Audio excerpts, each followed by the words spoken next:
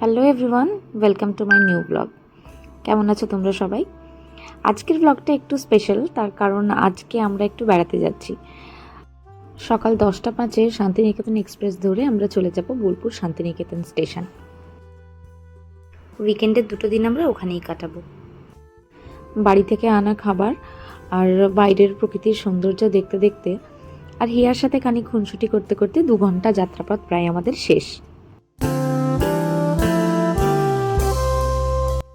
দুপুর 12টা নাগাদ আমরা এসে পৌঁছলাম ভ্রমণপ্রিয় বাঙালির অন্যতম পছন্দের জায়গা শান্তিনিকেতন। স্টেশন থেকে বেরিয়েই আমরা একটা টোটো নিয়ে নিচ্ছি। টোটোতে করে চলে যাব আমাদের গন্তব্য, আমাদের হোটেলে। যেহেতু আমি আগে কখনো শান্তিনিকেতন আসিনি, তাই আমার উত্তেজনাটা একটু অন্যরকম। বেশ ভালো লাগছে, নতুন একটা জায়গায় বেড়াতে এসেছি। আমরা পৌঁছে গেছি আমাদের হোটেলে। অভিষেক এখানে ফর্মালিটিসগুলো করে নিই, ততক্ষণে আমি বাইরেটা একটু ঘুরে দেখি। আমরা যে সময়টাই আসলে বেড়াতে এসেছি, এত সুন্দর ফুল চারিদিকে, মানে এমনি যা সৌন্দর্য থাকে তার সঙ্গে এই ফুলগুলোর যেন সৌন্দর্যটাকে আরও বাড়িয়ে দিয়েছে। যাই হোক, আমাদের ফর্মালিটিস এখানে এখন কমপ্লিট হয়ে গেছে। আমরা এখন এবার রুমে যাব, একটু ফ্রেশ হব।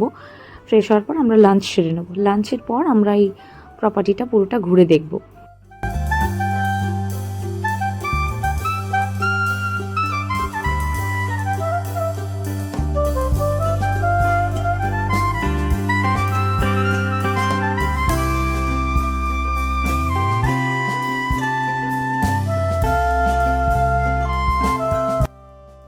আমরা তিনজনে ফ্রেশ হয়ে ডাইনিং এরিয়াতে চলে আসলাম লাঞ্চ করার জন্য।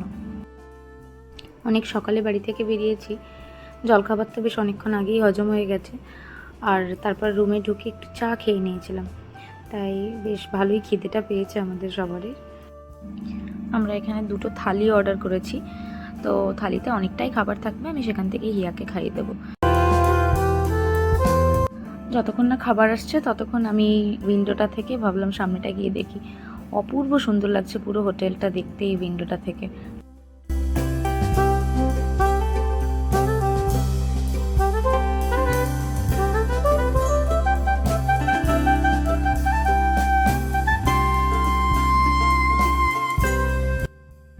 আমাদের খাবারও চলে এসছে এতক্ষণের অপেক্ষার পর। খেয়ে নিই ঝটপট করে। আর হিয়া পাঁপড় দেখে তো খুব এক্সাইটেড হয়ে যায়। পাঁপড় দেখলেই ও ভাবে যে আমি কতক্ষণে পাঁপড়টা খেতে পারবো। খাবারের কোয়ান্টিটিগুলো বেশ অনেকটাই ছিল, কিন্তু খাবারের টেস্ট আমার খুব ভালো লাগেনি, মোটামুটি লেগেছে।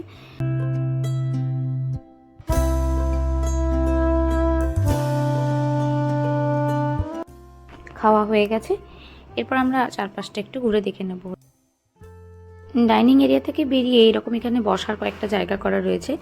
যারা ওপেন এয়ারে খেতে পছন্দ করেন তারা এখানে বাইরে বসে খেতে পারবেন। আর চারপাশটা এত সুন্দর রং বেরঙের ফুলে ভরেছিল না, ভীষণ ভালো লাগছিল। আমি তো প্রচুর ফুলের ছবি তুলেছি আমার মোবাইলে। আসার পর থেকেই ভাবছিলাম কখনই এই প্রপার্টিটা ঘুরে দেখব। খাওয়া দাওয়া আমাদের হয়ে গেছে, এবার পুরো জায়গাটা আমরা ঘুরে দেখব। অনেকেই আছো যারা গ্রুপ করে বেড়াতে আসো, তো সামনের এই ঘর যেগুলো রয়েছে 3টে পরপর, এইরকমই দুপাশে রয়েছে 3টে 3টে 6টা। এইগুলোতে যারা গ্রুপ করে আসে তারা থাকতে পারে। আর সামনে যে ঘরগুলো রয়েছে সেগুলো এমনি ডাবল বেডরুম, ফ্যামিলি নিয়ে যারা আসে তারা থাকতে পারে। আর এই ডান দিকে এটাও একটা এন্ট্রান্স, এটা দিয়েও ঢোকা যায়, কিন্তু ওদিকের যে এন্ট্রান্সটা দেখালাম ওটা রিসেপশন এরিয়া। মোস্টলি যারা নতুন আসে তারা ওটা দিয়েই ঢোকে। আর আমরা যেহেতু চেক ইন করে নিয়েছি, তো আমরা এবার এই গেটটা দিয়েও আসতে পারবো।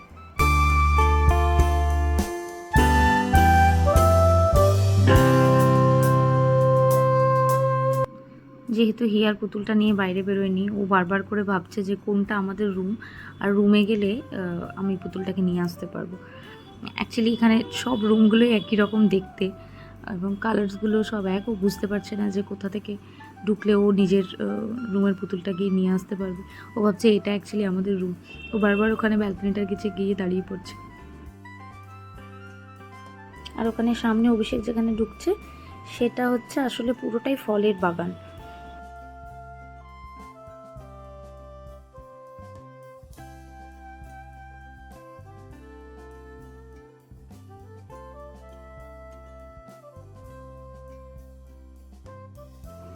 ঢুকেই দেখি ছোট্ট একটা আমের গাছ, তার মধ্যে আবার মুকুল এসেছে।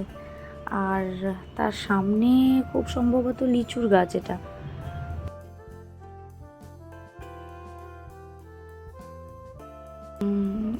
এর পাশে সামনে একটা কুল গাছ রয়েছে। কুল গাছ এই বছর সরস্বতী পুজো পেরিয়ে যাওয়ার পরেও একটাও কুল খাওয়া হয়নি এখনও।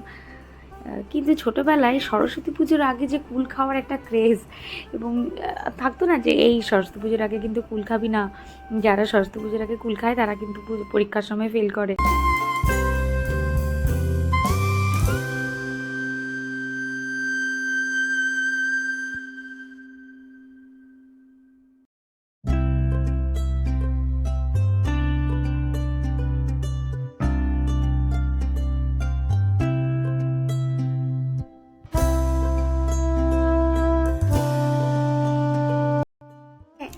এরপর আমরা এই বাগানটা থেকে বেরিয়ে সোজা চলে যাব রুমে, কারণ প্রচণ্ড টায়ার্ড হয়ে গেছি, অনেক সকালে বেরিয়েছি।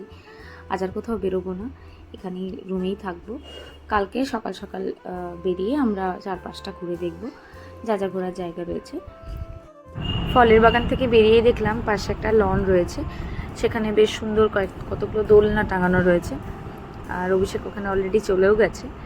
তো হিয়া সেই দোলনাগুলো দেখে ছুটে ছুটে যাচ্ছে, ও পার্কে দোলনায় দোলে, সেটা দেখে ও খুব এক্সাইটেড হয়ে গেছে।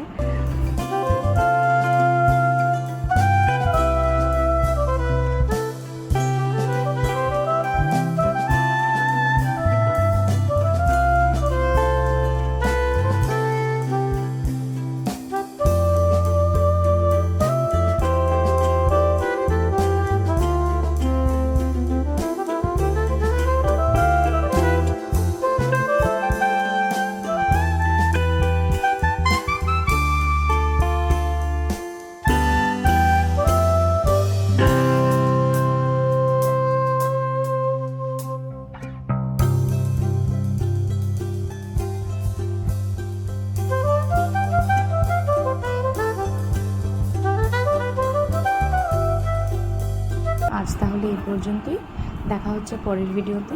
তোমাদের যদি ভিডিওটা ভালো লাগে তাহলে অবশ্যই লাইক করে দিও এবং চ্যানেলটাকে সাবস্ক্রাইব করে দিও।